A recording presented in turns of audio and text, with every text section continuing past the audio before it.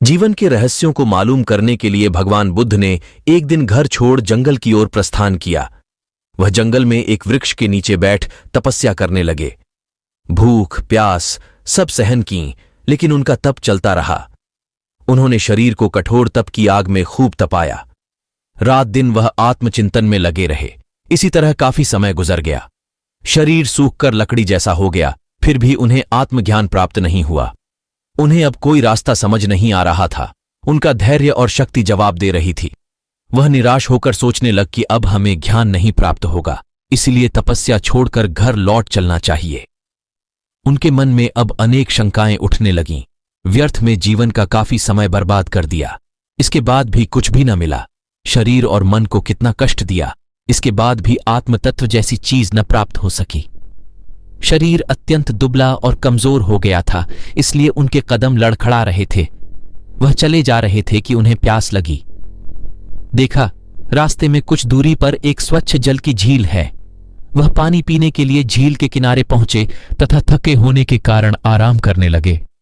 आराम करने के बाद जैसे ही चलने को हुए, उनकी निगाह एक नन्ही सी गिलहरी पर पड़ी, जो झील के जल में अपनी पूंछ भिगो भिगो कर झील का पानी बाहर छिड़क रही थी और यह असंभव सा दिखने वाला कार्य बिना रुके करती ही जा रही थी।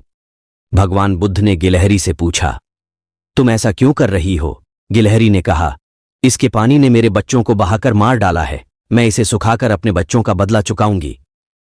इतना कहकर वह फिर अपने कार्य में लग गई। ये देखकर बुद्ध बोले, बिना किसी बर्तन के इतनी बड़ी झील को क्या सुखा पाओगी?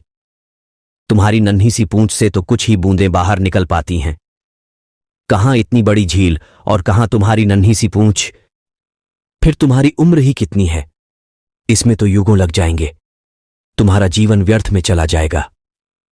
गिलहरी ने उत्तर दिया, यह झील कब सूखेगी मुझे नहीं मालूम और न ही इसकी परवाह है। परिश्रम करके अपनी मंजिल की ओर बढ़ते जाना और अंत में विजय प्राप्त करना मेरा लक्ष्य है। जब तक जीवित रहूंगी अपने कार्य में लगी रहूंगी। भगवान बुद्ध को गिलहरी की साहस भरी बातें सुनकर बहुत आश्चर्य हुआ। उनके मन में फिर उथल पुथल होने लगी। वह सोचने लगे, जब नन्ही सी गिलहरी अपने अत्यंत छोटे साधनों से असंभव सा दिखने वाले कार्य को संभव कर देने के लिए दृढ़ प्रतिज्ञ है, तो मैं तो उच्च मन मस्तिष्क वाला मनुष्य हूं। फिर भला मैं क्यों नहीं अपना लक्ष्य प्राप्त कर सकता? वह तपस्या पूर्ण कर ध्यान प्राप्त करने का संकल्प लेकर पुनः वन की ओर लौट गए।